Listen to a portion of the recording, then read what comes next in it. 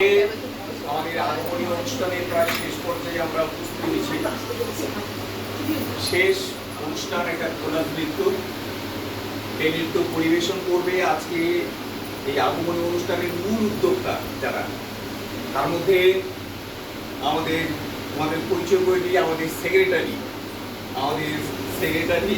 দেবদত্তা, হচ্ছে দেবদত্তা। তারপরে আমাদের সভাপতির নাম সবার আগে ঘোষণা করতে হতো পারমিতা। এরা তিনটে কাজ করলো, পিকনিক করেছে, সরস্বতী পুজো করেছে, তারপরে আগমনী করলো। সভাপতি এবং আমাদের সেক্রেটারি, আমাদের নবাগতা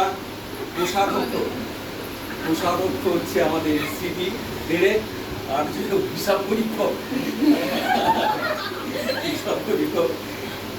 এরা হচ্ছে মূল উদ্যোক্তা। এরা হচ্ছে প্রথম পরিকল্পনা করেছে এই আগমনী করবার জন্য।